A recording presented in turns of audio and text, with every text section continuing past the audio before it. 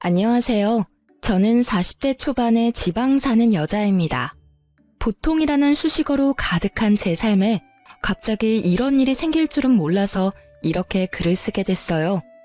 인생의 반쯤은 살아오니 옳고 그름이라는 게 눈에 보이는 것만은 아니고 그 안에 숨겨진 사연들은 더 많다는 걸 알게 되더라고요. 제가 시댁 시부와 시동생과 인연을 끊게 된 것도 남들이 보면 충분히 흉볼 수 있는 거라고 생각하고 있고요. 하지만 저는 아무리 생각해도 제가 그렇게 나쁘게 했다고는 생각하지 않아요. 여기 글을 쓰는 것도 정말 제가 잘못했나 싶은 마음이 들어서 다른 사람들의 의견을 들어보고 싶은 마음에 고민하다가 결정하게 된 거거든요. 저와 남편은 대학 동기로 캠퍼스 커플이었어요. 많은 커플들이 사회생활에 들어가면 헤어졌지만 저는 남편과 계속 함께했고 그 덕에 결혼까지 하게 됐죠. 결혼 후 아이를 낳고 둘이 열심히 번 돈으로 지방에 있는 아파트를 자가로 사서 들어갈 정도였으니 저희도 열심히 살아온 것은 틀림이 없었어요.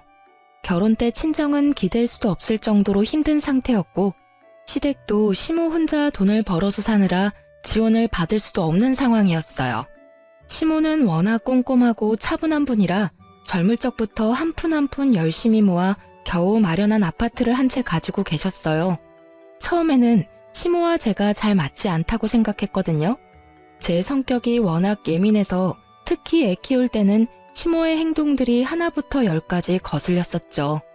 하지만 시모는 그런 저의 예의 없는 행동에도 참아가며 긴 시간을 기다려주고 저를 설득해 주셨어요. 그런 부분에서 제가 얼마나 많은 위안과 감사를 느꼈는지 결국 애를 키우면서 저와 시모 사이는 엄청 돈독해졌어요. 함께 전쟁을 치르는 전우 같은 느낌으로요. 친정엄마보다 시모를 더 잘 챙길 정도였죠. 시모가 이 정도니 고부 갈등은 없겠다 싶으시죠? 그런데 그렇지만도 않더라고요. 나머지 시부와 시동생이 참으로 골칫덩어리들이었어요. 시부는 쓸데없이 가부장적인 분이시라 저와 시모를 여자라는 이유로 무시하고 막 부려먹기 일쑤였어요. 돈 한 푼 벌어다 주지도 않고 시모가 벌어온 돈으로 생활하는 주제에 말이죠. 게다가 시동생은 생긴 것만 번지르르 하지 실속 없고 허풍도 심하고 겉멋이 많이 들어 누가 봐도 겉만 그럴싸한 남자였죠. 아니 그냥 이 정도라면 차라리 밉지는 않을 텐데 시동생은 매번 시모가 벌어오는 돈 족족 손이나 벌리는 참으로 쓸모없는 사람이었어요. 이 상황을 아는 저와 남편은 어찌 보면 필연적으로 시모를 고생시키는 두 사람에 대해 안 좋은 감정을 지닐 수밖에 없었죠. 솔직히 시모가 없었다면 시댁에 들릴 필요도 없었을 거예요. 제가 시부와 시동생에게 철저하게 실망하게 된 건 남편과 결혼한 지 8년이 넘어갈 때쯤이었어요. 그 해에는 남편과는 나이 차이가 많이 나는 시동생이 결혼을 이야기를 꺼냈죠. 시동생은 당시 번듯한 직업이 없었고 근무한 횟수가 꽤 되는데도 돈 한 푼 없이 결혼을 하게 된 상황이었어요. 솔직히 결혼이라는 걸 해보신 분들은 다들 아시겠지만 하나부터 열까지 다 돈이잖아요. 저는 친정이 그리 잘 살지 못해서 그렇게 할 엄두도 못 냈지만 남편은 워낙 태생이 단단한 사람이거든요. 그런 사람 있잖아요. 주머니에 돈 들어가면 잘 안 나오는 사람.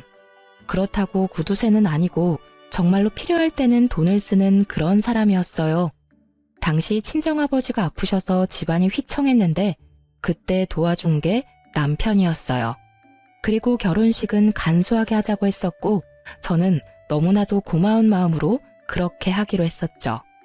어쨌든 이런 남편과는 전혀 다른 게 시동생이었거든요. 헐렁하고 경제관념도 그닥 없는 데다가 보여주기식 소비를 무척 좋아하는 사람이었거든요. 그런 사람이 결혼을 하겠다고 하니 처음에는 저와 남편이 말렸어요. 나이가 많은 것도 아닌데 왜 빨리 결혼할 거냐고요. 그런데 상대방 여자 쪽이 이미 임신을 한 상태라 마냥 기다리라고 할 수도 없는 노릇이었어요. 결국 시동생의 결혼 비용은 결국 시모의 통장에서 모두 다 나가게 되었어요. 전세 비용 보태달라는 게 5천만 원에 결혼식에 필요한 대부분의 돈을 시모에게서 마련했어요. 거기에다 더 열받는 건 시동생 와이프 될 사람이었어요. 서로 주고받기 없기로 하자고 이미 이야기가 끝났는데도 비싼 명품백과 다이아 반지, 귀걸이 세트를 가지고 싶다고 시모에게 직접적으로 말했다고 하더라고요. 결국 그 돈까지 마련하느라 시모는 여기저기 일을 많이 다녔어요. 방판에 식당 일에 시간 날 때는 배달 일까지 진짜 온갖 일을 다 하셨거든요. 자식이 웬수라고 결국 참다 못한 저는 총대를 메고 시동생을 불렀죠. 도련님, 결혼하는 건 어쩔 수 없는데요. 좀 약소하게 치를 생각은 없어요? 저러다 어머님 힘들어서 쓰러지면 어쩌려고 그래요. 형수가 뭔데 우리 집 일에 나서요. 우리 엄마고 엄마가 자식 결혼할 때 돈 대주는 건 당연한 거 아니에요? 그 정도도 못 해주면 그게 부모냐고요. 자식 결혼할 때 왜 돈 대주는 게 당연해요? 형은 결혼할 때 어머님한테 돈 한 푼 빌린 적 없거든요. 그리고 도련님 눈에는 제가 남처럼 보여요? 당연하죠. 형이랑 결혼했다고 제 누나가 되는 건 아니잖아요. 솔직히 가족처럼 굴면서 이렇게 선 넘는 것도 진짜 불쾌하거든요. 나 참 자기가 뭐라도 되는 것 마냥 나서기는 왜 나서? 형수가 나한테 돈 줄 거 아니면 신경 쓰지 마세요. 이야기를 듣는데 뒷골이 팽팽하게 당기더라고요. 살다 이런 싸가지 없는 놈은 처음 봤거든요. 형이랑 결혼했으면 가족이지 가족이 아니라고 말하는 저 말본새부터가 아주 싹수 노란 놈이란 것만은 확신했죠. 저의 이런 참견에도 결국 시모는 과로와 스트레스로 병원 신세를 지게 됐어요. 시모는 예전에 위암을 앓은 적이 있었는데 이번에는 혈액암이 온 것 같다고 하더라고요. 청청병력 같은 소리에 남편과 저는 침울하기만 했어요. 애를 친정에 맡기고 시모의 간병을 하느라 저는 바쁘기만 했고 남편은 그런 저에게 매일 미안하다고만 했어요. 내가 어머님한테 진 마음의 빚이 있어서 이렇게 하는 것뿐이니까 그런 생각하지 말라고 했지만요. 그런데 이 와중에 시동생은 결혼 준비하느라 아주 정신이 없었어요. 아파서 일어나지도 못하는 시모에게 매번 문병 와서는 돈 이야기만 하는 시동생을 보며 한 대 쥐어받고 싶다는 생각을 할 때 시부에게서 전화가 왔어요. 넌 시어머니가 없으면 네가 와서 시아버지 밥상 차려줄 생각을 해야지. 어디서 뭘 하고 있는 거야? 배고프니까 당장 들어와서 밥 차려라. 소리를 들어보니 술 한 잔 걸쳤더라고요. 저는 시부에 대한 마음이 별로 좋질 않았어요. 시모가 예전부터 일도 하지 않고 집에서 밥만 축내는 시부를 견디기 힘들어했다는 걸 알고 있었거든요. 제 눈에는 시부도 시모가 병에 걸린 원인균처럼 보였죠. 저는 시모 간병 때문에 바쁘고 갈 생각도 없으니 시부 집 근처에 있는 도시락 가게에 전화해서 도시락을 시켰어요. 그것도 제 나름의 성의였다고 생각하거든요. 못 본 척 안 한 것도 용하다고 생각하는데 시부가 전화가 왔더라고요. 너 이딴 걸 지금 밥이라고 시켰어? 이런 맛없고 성의 없는 음식을 누가 먹어? 당장 와서 밥 차려. 네가 시모가 없으니까 시아버지 머리 꼭대기까지 올라오려고 지랄 떨지. 어디 한판 해볼래? 형수, 저도 집에 있는데 와서 저랑 여자친구 밥도 좀 차려주세요. 우리 밥도 못 먹고 배고프거든요. 우리 애도 오늘 뱃속에서 배 굶고 있을 텐데. 시부 옆에서 시동생까지 이딴 소리 짓거리니 저는 열이 받아서 알겠다고 전화를 끊고 김밥 3줄을 시켜줬어요. 안 시켜준 건 아니니 알아서들 배는 채우겠죠. 김밥 도착하고 전화가 또 오더군요. 전화를 받았더니 이번에는 시동생의 역정내는 소리가 들렸어요. 그런데 이번에는 저도 가만히 안 있었어요. 형수, 지금 사람이 몇 명인데 꼴랑 김밥 3줄이에요? 그리고 임신한 사람 있는 거 뻔히 알면서 이런 음식 해주면 기분이 좋아요? 상식이 없는 거야, 정신이 없는 거야? 뭐? 상식? 너 그리고 왜 나한테 반말이야, 이 미친 도련님아. 내가 분명 지금 정신이 없다고 말했지? 도련님이 저번에 나한테 저는 가족이 아니라면서. 그런데 밥은 왜 저한테 얻어먹으려고 지랄인데? 그리고 가족 중에 멀쩡하게 돈 잘 벌고 있는 남편 제외하고는 아무도 어머님 간병을 안 해서 아무 관계도 없는 내가 대신해서 간병 중이잖아. 그러면 도련님이 나한테 간병비 갖다 바쳐도 모자란 거지. 어딜 밥을 내놓으라 명령질이야? 아니요. 그럼 며느리가 돼서 시어머니 간병도 안 하려고 했어요. 그건 당연한 거지. 돈을 주고 말고 할 것도 없이. 아니, 뭐 엄마가 나 때문에 병 걸린 것도 아니고 왜 갑자기 화살을 나한테 돌려요? 그럼 옆에 있는 분한테 간병하라고 하시면 되잖아. 곧 며느리 될 건데. 다이아 반지 세트랑 명품 가방까지 받았으면 할 도리는 다 하고 보내드려야 맞지 않나? 그리고 도련님, 네가 지금 돈 한 푼 없이 장가 간다고 해서 어머님이 그 돈 마련하느라 과로해서 지금 암 재발한 거라고 난 생각하거든요? 도련님이 인간으로 태어났으면 어머님한테 이러면 안 되지. 그걸 왜 저한테 화내냐고요. 밥 한 번 해달라고 했다고 완전 사람 쓰레기로 몰아버리네. 됐어요. 밥 해주기 싫으면 해주지 마요. 우리가 돈이 없는 것도 아니고. 결국 저의 지랄 같은 말에 시동생은 전화를 끊더군요. 그리고는 형한테 전화를 했었나 봐요. 물론 형님한테 한 번 더 혼났지만요. 병원에 온 남편이 이야기하더라고요. 미친놈이 너 어머니 간병하는 거 뻔히 알고도 집에 밥하러 오라고 했다는데 그게 정말이냐고요. 그래서 시부랑 쌍으로 그 지랄했다고 했더니 욕을 한 사발 더 해줄 걸 그랬다고 하더라고요. 그러면서 여전히 상태가 위중한 시모의 모습에 남편은 눈물만 흘렸죠. 그리고 그날 이후 한 달도 지나지 않아 시모가 돌아가셨어요. 그런데 시모 사망일에 더 빡친 일이 있었어요. 시동생이 저에게 슬쩍 오더니 말하더라고요. 형수, 엄마 재산 나누는 거에 대해서 형이랑 이야기 좀 했어요? 형 성격 뻔히, 아니, 저한테 와서 돈 이야기 묻는 거 보면 이 싹수노란 인간 말종이 사람처럼 안 보입니다. 어머니 돌아가신 지 몇 시간이나 됐다고 돈 이야기를 꺼내요. 도련님이 돈이 급한 건 알겠는데 돌아가신 어머님 등골까지 빼먹으려고 하는 그 행동이 진짜 인간이 할 수 있는 행동이에요?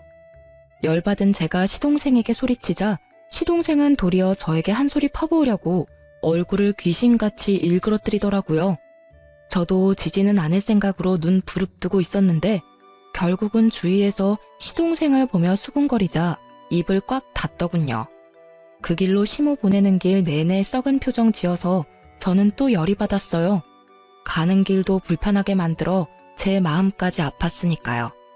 이 일을 계기로 저는 저 인간들과 상종도 하지 말아야지 생각했어요. 물론 지켜지지 못했지만요. 저는 시모가 돌아가시면 재산 정리가 깨끗하게 될 거라고 생각했어요. 유산이라고 해봐야 아파트와 통장, 보험금 뿐이었으니까요. 그런데 그게 생각 외로 복잡하게 돌아가는 일이 생겼어요. 시모 명의로 된 아파트에 담보대출이 설정되어 있더라고요. 일단 아파트가 남편 앞으로 상속은 되는데 온전히 아파트로 받으려면 그 돈을 갚아야 하더라고요.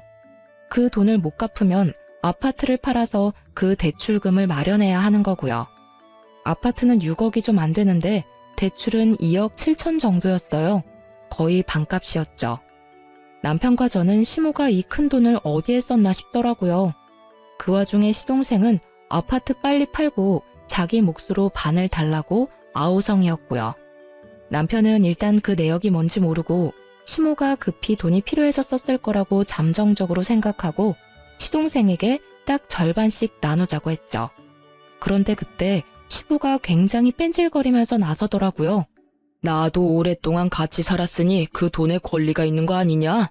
젊은 것들이 뻔뻔하게 어른을 빼놓고 이야기하는 건 좀 아니지. 재산은 나 포함해서 셋이서 나눠야지. 시부의 그 말에 남편이 코웃음 치며 말하더라고요. 진짜 남편도 아니면서 무슨 권리로 그런 이야기를 합니까? 어머니랑 아저씨가 조금이라도 금슬 좋은 부부처럼 살았다면 제가 아저씨한테 하나라도 더 챙겨드렸을지도 모르죠.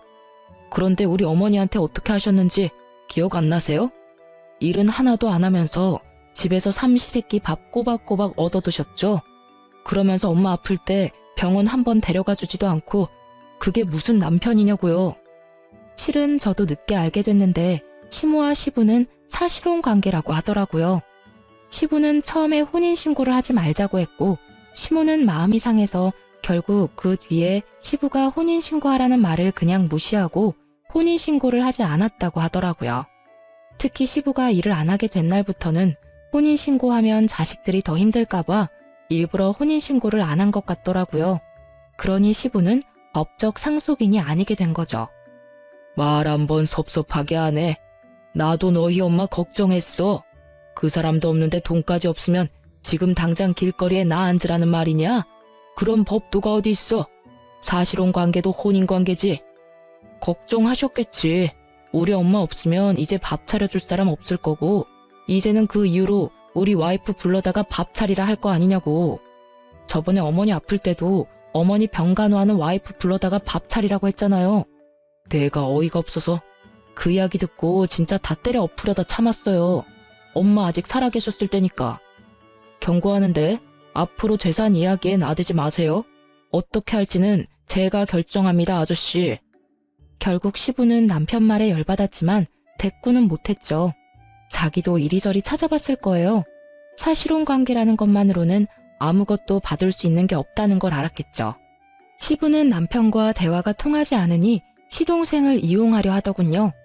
며칠 뒤 부동산에서 연락이 왔어요. 동생분이 너무 재촉하는 바람에 이쪽도 곤란한데 금매라면 더 싸게 내놓을 생각 없냐고요. 저와 남편은 그때 시모 유품을 정리 중이었거든요. 남길 만한 추억이 되는 물건이나 물려받을 만한 귀중품을 제외하고는 다 버릴 생각으로 정리 중이었는데 그 전화가 오니 남편은 화가 나서 시동생을 불렀어요. 그리고 그때 시모의 화장대 아래에서 대량의 장부가 나왔어요. 그걸 확인하니 시모가 써둔 가계부였어요. 그 꼼꼼한 성격만큼 10원짜리 하나까지 내역이 싹 다 적혀 있더라고요. 그리고 그걸 보다가 아파트 담보대출이 왜 생긴 건지를 알았어요. 시모가 둘째에게 대출해주고 차용증 받아놓은 게 있더라고요. 결국 남편 극대노해서 시동생 오자마자 난리쳤어요. 야, 너 이거 뭐야? 엄마 장부에 너한테 돈 빌려준 거 적혀있던데 엄마가 너한테 돈 빌려준 거 왜 이야기 안 했어? 너 우리가 이거 못 찾았으면 돈 받을 때까지 거짓말할 작정이었어? 형, 봤어? 설마 내가 말 안 했겠어? 나도 오늘 할까 내일 할까 생각하고 있었어. 뭐 형이 먼저 알게 됐으니까 말할 것도 줄었네. 돈이 좀 필요했는데 아버지가 아파트 담보대출 받으면 된다고 가르쳐줘서 엄마한테 부탁했지. 그 이야기를 듣는 동안 남편의 흥분한 얼굴이 냉정하게 가라앉는 걸 봤어요. 아, 정말 화가 엄청 났구나 싶었죠. 그래서 제가 물었죠. 그러면 도련님, 그 대출금은 어디에 쓰신 거예요? 개인이 빌리기에는 큰 돈이고 그렇다고 도련님이 집을 가지고 계신 것도 아니고 전세금마저 시모에게 빌릴 정도면 집이 없다는 생각이 들어서 물어봤는데 돌아오는 대답에 저와 남편은 벙쪘어요. 아, 그거요? 재개발되는 곳 있는데 거기 건물이 5억짜리거든요? 근데 재개발되면 금액이 엄청 뛸 거잖아요. 그거 생각하고 빌린 거고 아직 잘 갖고 있어요. 5억짜리 집에 2억 7천을 빌렸으면 나머지 금액은 도련님 돈인 거네요? 그쵸. 그것도 은행에서 빌려서 지금 원금이랑 이자만 거의 200만 원 넘게 나와요. 솔직히 이번에 아파트 팔고 자동으로 갚으면 내야 할 대출금도 줄어드니까 저도 좋죠. 실실 쪼개며 말하는 시동생에게 남편이 결국 참지 못하고 버럭 화를 냈어요. 야, 그걸 자랑이라고. 너 장부에 어머니가 너한테 돈 빌려준 게 얼마인지나 알아? 대출금만 차용증이 있을 뿐이고 그 이후로 네가 매달 2, 30씩 야금야금 가져간 것까지 계산하면 장난 아니거든? 그런데 너 처음에 시치미 떼고 아파트 처분하고 3억 절반으로 나누자고 했지?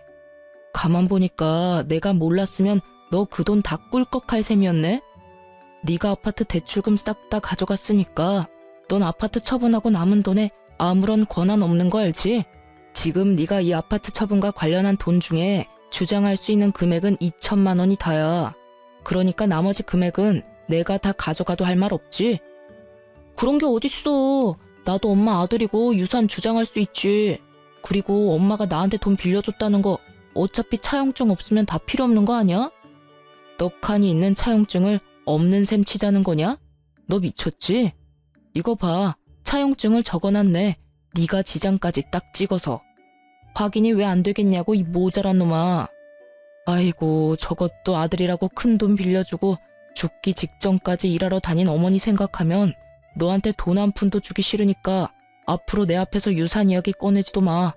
내가 법적으로 정확하게 반으로 나눠서 줄 거니까. 이악 물고 말하는 남편에게 시동생도 누나를 부라리더라고요. 형이 무슨 자격으로 그딴 말 하는데? 나도 엄마 아들이라고. 엄마가 나 얼마나 아꼈는지 몰라서 그래? 그래, 많이 아끼셨지. 막내라고 아주 오냐오냐 했더니 네가 이렇게 미친놈처럼 위아래도 모르고 똥인지 된장인지도 찍어 먹지 않으면 모를 놈으로 자랐지. 네가 언제부터 엄마 그렇게 생각했어?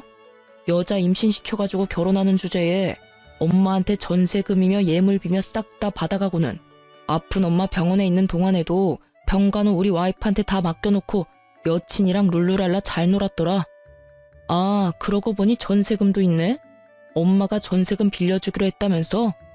2천만 원 가져가고 나머지 3천만 원은 나한테 빌릴래?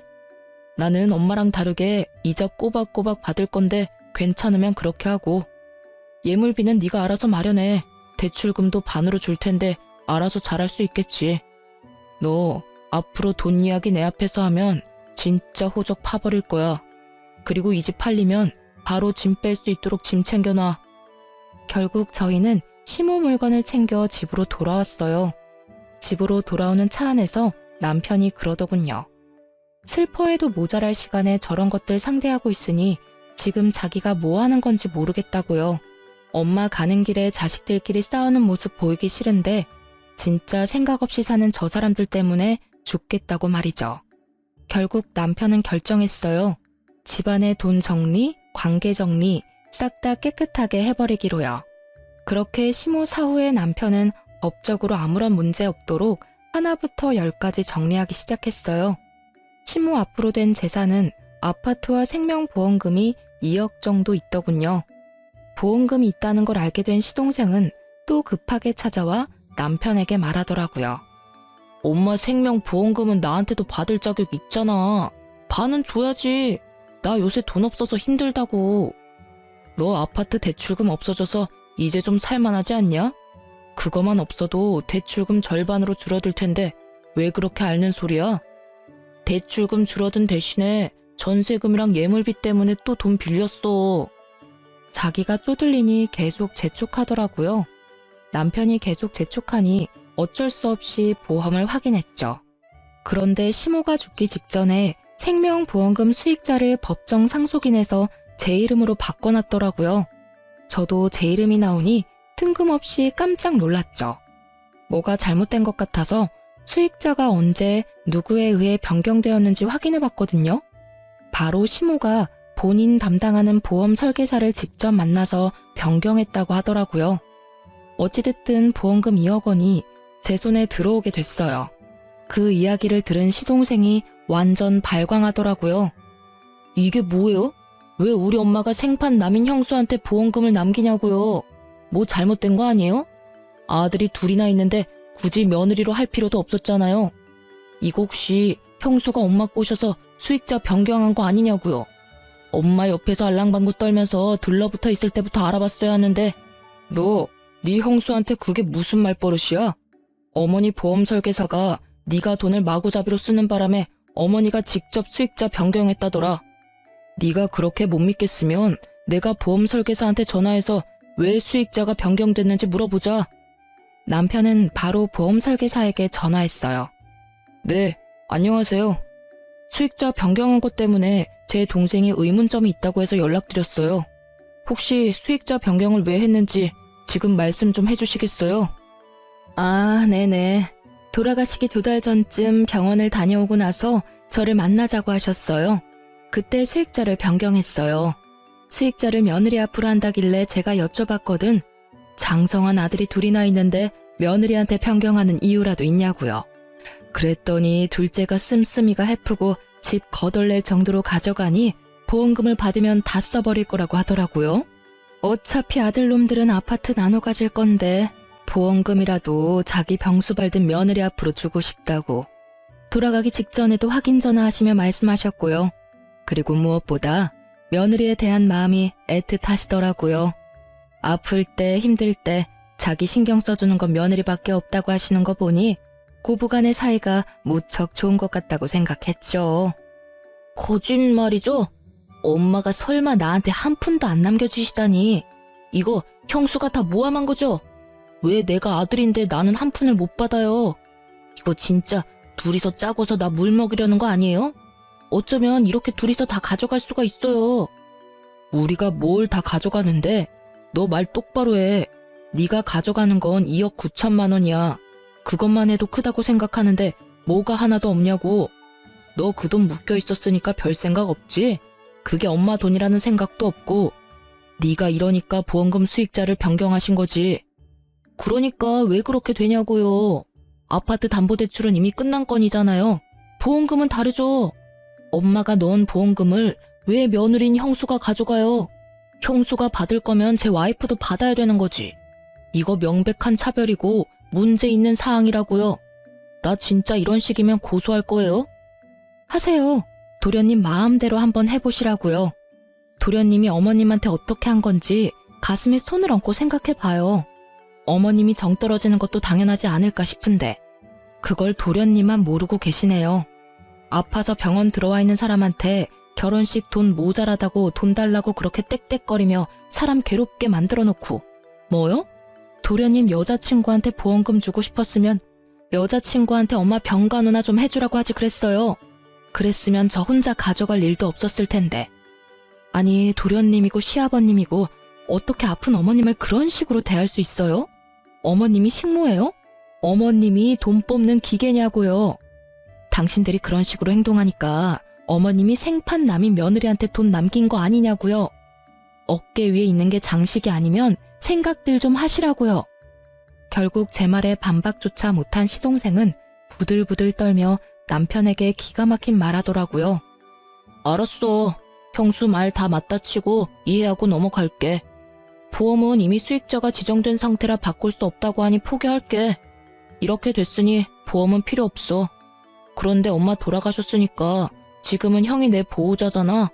그러니까 내 빚보증 좀 서줘. 정신 나간 놈아. 내가 왜 네 보호자야? 네가 미성년자야?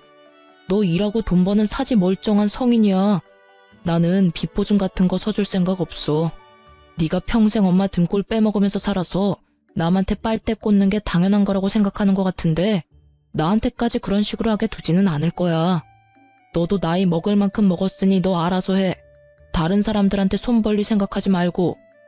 그럼 어쩌라고. 나도 곧 죽겠는데. 형이면 형답게 좀 해달라고. 이제 곧 결혼인데 나 땡전 한 푼 없어. 엄마 유산 형이랑 형수가 다 가져가게 생겼잖아. 어이가 없네. 왜 내가 다 가져가? 너도 가져갔잖아. 아파트 담보대출 빼면 안 되지. 그리고 아파트 집값 떨어져서 제값 못 받으면 너한테 돈 더 받을 거니까 그렇게 알고 있어. 그리고 우리가 그때 생각하지는 못했는데 어머니 아파트 상속받으면서 내야 하는 상속세, 증여세 같은 거는 정확히 반 나눠서 낼 거니까 그렇게 알고 있어. 네가 가져갈 돈이 있으려나 모르겠네. 세금은 다 나눠서 내야 하니까. 세금 이야기까지 꺼내니 갑자기 시동생 입이 꽉 다물어지더라고요. 거기까지는 생각도 못한 것 같더라고요. 그저 자시 앞일에만 급급해가지고 어떻게든 시모의 유산을 가지고 가려던 것 같았는데 제대로 되지 않아 짜증을 냈어요. 솔직히 이쪽도 이쪽대로 화는 났죠. 어디 형한테 빚보증을 서달라는 말을 해요? 남편 같은 사람에게 그런 말은 인연 끊자고 하는 말과 다를 바가 없거든요. 결국 시동생에게는 따로 주어질 유산이 더는 없었어요. 그렇게 남편은 집 팔리기 전에 짐이나 싸서 신혼집으로 가라고 했죠. 신혼집이 제대로 계약이 됐는지는 모르겠지만요. 그리고 이 모든 이야기를 곁에서 보고 듣던 시부는 남편 말에 고개만 끄덕이고 있더라고요. 평소 같으면 소리를 치며 아버지 행세했을 사람이 웬일로 조용한 듯 있나 싶었더니 이미 집안의 실질적인 상속권자가 남편이라는 걸 알고 나서는 눈치를 보는 것 같더라고요.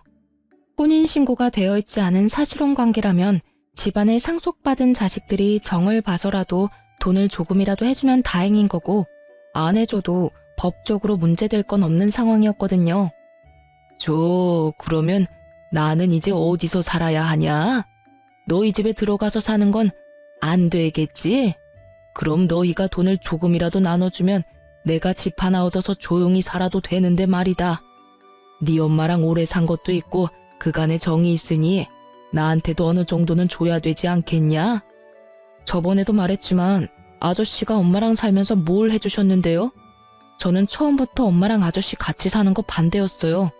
그리고 아저씨가 엄마랑 같이 살자마자 일 그만뒀을 때는 진짜 엄마만 아니면 쫓아내고 싶었고요. 이야기해보세요. 엄마랑 살면서 엄마한테 잘해준 거 하나라도 있으세요? 엄마가 해주는 따뜻한 밥 얻어먹으면서 잘 살았으니 앞으로는 알아서 돈 벌어서 사세요. 남한테 빌붙어서 살아보려는 생각은 하지 마시고요. 그래도 내가 너희 엄마랑 이렇게 길게 살았는데 아무것도 없이 나가면 사람들이 너를 얼마나 모질다고 욕하겠냐. 그런 소리는 안 듣도록 해야지. 저 그런 거 신경 안 쓰는 놈이거든요. 그래도 어머니랑 산 정을 봐서라도 제가 지분해드릴게요. 전세 하나 얻어드릴 건데 그 전세 계약자는 제 이름으로 할 거예요.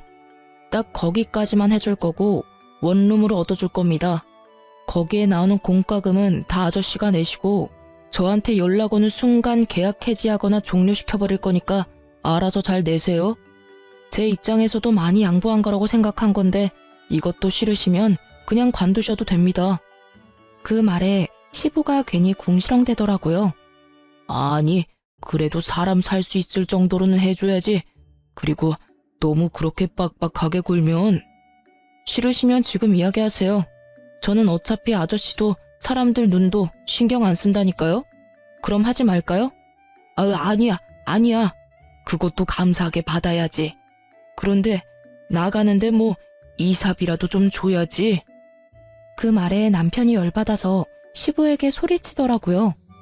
그 시간에 나가서 일자리나 알아보시라고요. 15년을 남한테 얻어먹고 사니까 이제는 아예 일도 하기 싫으세요? 아니면 이삽이 줄 테니까 집도 없던 일로 하실래요? 결국 시부는 깨갱하고는 남편에게 아무 말도 못하더라고요. 그렇게 가부장적으로 굴며 자기가 윗사람이라며 거들먹거리던 시부는 낙동강 오리알 신세가 되고 말았죠. 솔직히 이렇게 될 줄 알았어요. 처음부터 시모에게 잘해주었다면 남편은 분명히 시부를 극진히 대접해줬을 겁니다.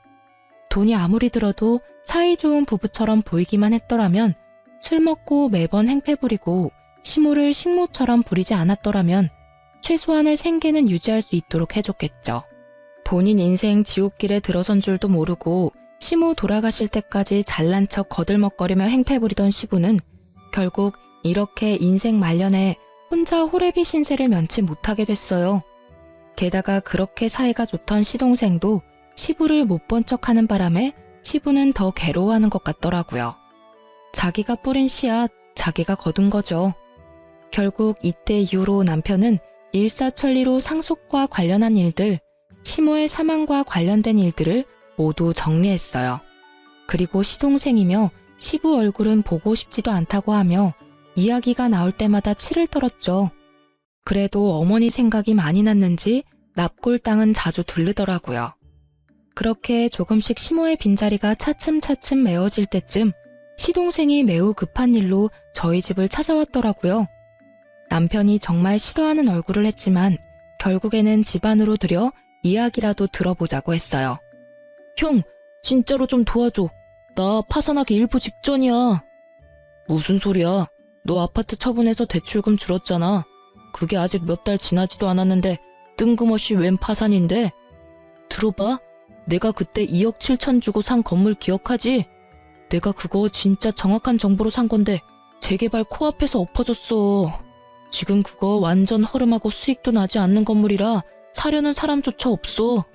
그 이야기를 듣는 남편의 미간이 찌푸려지더라고요. 이미 이야기 처음부터 남편의 심기를 건드리는 말들이 나왔거든요. 그럼 질질 끌 게 아니라 팔아야지. 헐값이라도 팔아야지.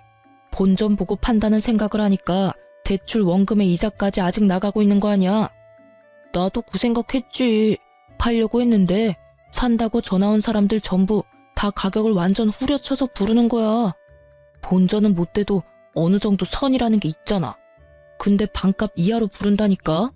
지금 그 건물에 들어간 대출 원금보다 싸게 부르면 내가 불이익이잖아. 그래서 팔지도 못해. 근데 너 그 건물 아파트 담보대출 자동으로 갚아지면서 대출금 반은 사라지지 않았어? 근데 왜 대출금 내느라 똥줄이 빠지는데? 내는 원금이 줄었으면 100만 원 정도가 세이브 될 건데? 아, 그거? 사실은 그 옆에 있는 건물도 재개발된다고 해서 대출 땡겨서 샀거든. 정말 작은 건물인데 쓸만한 땅이야. 그것도 재개발이 될 줄 알았는데 안 됐더라고. 그래서 그것도 팔아야 하는데 그건 더 안 나가. 그 이야기를 듣는 저와 남편은 고개를 절레절레 저었어요. 이건 뭐 스스로 자기 무덤 연락에 파고 있으니 도와줄 수가 없겠더라고요. 솔직히 그 돈이 생활비로 나가서 빌린 돈이라면 갚아줄 생각도 있었어요. 살다 보면 그런 일도 있잖아요. 애가 생기고 갑자기 가계 지출비가 늘어나는데 모아놓은 돈은 없고, 그렇게 빌렸다면 정말 저도 도와줄 생각이 있었는데 또 재개발 환상에 빠져서 쓰러져가는 건물을 샀을 줄이야. 생각지도 못한 이유에 저는 맥이 탁 풀려버렸어요. 차라리 파산하고 개인 회생을 신청하는 게 본인에게는 좋은 일이 아닐까 하는 생각도 들었을 정도였죠. 형수, 제발 나 좀 도와줘요. 어차피 형수 앞으로 엄마 보험금 나왔잖아요. 그거에다 형이 받은 아파트 처분한 돈이면 넉넉하잖아요. 한 1억? 아니, 1억 5천 정도만 빌려줘요. 저 건물 팔리면 갚아줄 테니까. 제가 왜 그 돈을 갚아줘야 해요? 그리고 어머님이 남긴 피 같은 돈, 그런 곳에 쓰고 싶지도 않아요. 아니 도대체 무슨 자격으로 어머님 목숨값을 달라고 여기 와서 돈을 빌려달라고 할 수 있어요? 그리고 저는 잊지 않았어요. 도련님이 저한테 하신 말씀요. 생판 남인 저한테 가족이 아니라고 하셨죠? 도련님이 저를 가족으로 생각하지 않았으니 저도 도련님을 가족으로 생각 안 해요. 저는 어머님이랑은 달라서 도련님한테 돈 다 줘가면서 일 해결하도록 두지는 않을 거예요. 정말로 그 딱한 사정을 어떻게든 하고 싶었다면 일단 푼돈에라도 그 건물들 팔고 그 돈으로 원금 갚은 뒤에도 힘들면 찾아와야죠. 그 건물은 있는 대로 놔두고 싶고 돈은 돈대로 쪼들리니까 누군가에게 편하게 빌리고 싶고, 그런 생각하면 어디에서도 도련님 도와줄 사람 못 찾아요. 그때 일을 아직까지 마음에 두고 있었어요? 화 풀어요. 남이라고 한 거는 그냥 화가 나서 던진 말이고, 형님 와이프면 우리 조카 엄마인데 내가 설마 형수님을 정말 남으로 생각했을 리가 없잖아요. 그리고 푼돈으로 그 건물 파는 건 절대로 말이 안 되죠. 솔직히 재개발이 엎어졌다고는 하지만 또 언제 재개발 구역에 포함될지 모르는 일이고, 재개발되고 나면 그 일대도 땅값 오를 테니까 그때까지만 잘 버티면 돈 더 벌 수 있는데, 그때까지 버틸 수 있을 만큼의 돈이 있는 사람들에게나 해당되는 일이잖아요. 지금 당장 죽고 못 살겠다며 형한테 달려오는 사람이 무슨 미래를 말하는데요? 지금 당장 도련님한테 미래가 있긴 해요. 그거 못 팔면 우리는 도와줄 생각 없어요. 그런 제 말에 시동생은 도리어 저와 남편을 이해가 안 된다는 표정으로 바라보더라고요. 본인만의 생각이 너무 확고해서 다른 사람 의견은 귀에 들어오지도 않는 중증이었어요. 아, 너 이러는 거 네 와이프도 알아? 애도 곧 있으면 태어난다고 하지 않았어? 예정일이 다음 달인가 그랬던 것 같은데. 와이프는 얼마 전에 집 나갔어. 전셋집도 자기가 생각하는 만큼 못 가졌다고 엄청 싫어했는데 결혼식 할 때 쓸 다이아 반지 세트랑 명품백도 원하는 거 못했거든. 돈이 너무 없어서. 엄마 돌아가시고 나면 유산 나오니까 그걸로 하면 된다고 달랬는데 유산이 없었잖아. 아파트는 내 대출금에 깎여버리고 보험금은 형수가 수익자가 돼서 한 푼도 받은 게 없으니까. 그 이야기하고 다음날 집 나갔어. 이야기를 들어보니 그 여자도 남편이 집에 돈이 좀 있다고 생각하고 시집 온 것 같더라고요. 그런데 알고 보니 완전 빈털터리에 빚만 가득하다는 걸 알고는 빚이 자기한테 넘어오기 전에 튄 걸로 보이더라고요. 솔직히 여자가 야가 빠졌다는 생각을 하기는 했는데 시동생 꼴이 저 모양이니까요.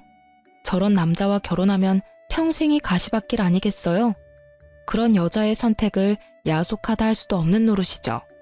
그런데 그 여자가 참으로 약삭빠르게 결혼식을 하면서 비걱거리니까 혼인신고를 안 했대요. 시동생이 무슨 사고를 쳐도 그 여자에게는 아무런 문제도 없겠죠. 참 장가 잘 갔다는 생각을 했어요.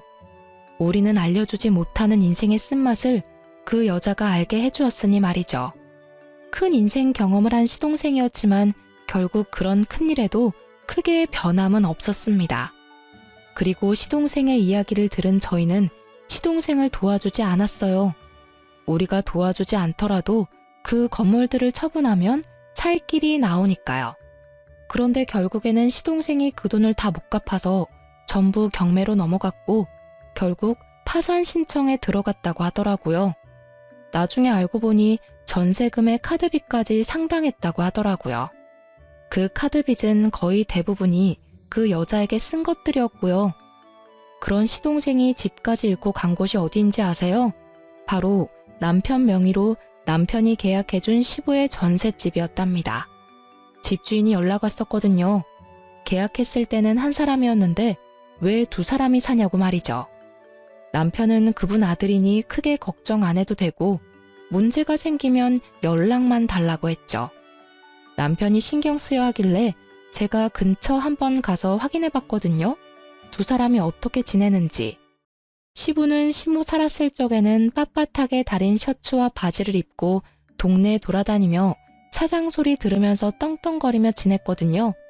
그런데 지금은 다림질은커녕 빨래도 제때 못해서 호레비 냄새 나는 몰골로 동네 돌아다니며 여기저기 돈 되는 일 받아서 하고 있더라고요. 그렇게 사이좋던 시동생은 그 집에 들어가서는 시부부터 쫓아내려고 안달이 났다고 주변에서 전하더라고요. 시부 인생도 참으로 딱했어요. 시모와 남편에게 강압적으로 굴더니 결국에는 끈떨어진 뒤움박 신세가 됐잖아요. 이래서 있을 때 잘하라는 말이 생긴 것 같아요. 저와 남편, 시모에게 조금이라도 잘해줬으면 저와 남편이 두 사람을 그렇게 보내지는 않았을 거예요. 그리고 시모도 수익자를 며느리인 저로 변경할 일도 없었겠죠. 결국은 자신들의 행동에 대한 대가를 고스란히 치르게 된 걸 보니 인과응보라는 말이 저절로 생각났어요. 스스로 열심히 지옥길 걸어가는 걸 충분히 옆에서 말렸음에도 역시나 포기하지 못하는 걸 보니 앞으로도 우리 부부와 만날 일은 없을 것 같아요. 그렇지만 시모의 마음을 생각하면 지금이라도 시동생과 시부가 제정신을 차려줬으면 싶어요. 긴 글을 쓰면서 참 많은 생각을 했어요. 특히 돌아가신 시모 생각이 가장 많이 났죠. 그분이 있었을 때 제가 해야 했었을 일들, 잘못된 걸 바로 잡기 위해 제가 할 수 있었을 일들을 생각하며 후회하게 되네요. 그러니 글을 읽고 계시는 분들, 있을 때 잘하라는 말이 괜히 있는 게 아니더라고요. 마음을 다하고 절대 나중에 후회하지 마세요. 시동생과 시부를 보면 그게 딱 와닿아요. 앞으로도 후회 없이 열심히 하루를 살아갈 거예요. 긴 글 읽어주셔서 너무나 감사합니다. 모든 이들의 앞날에 축복이 깃들기를 바라며 이 글을 마치겠습니다.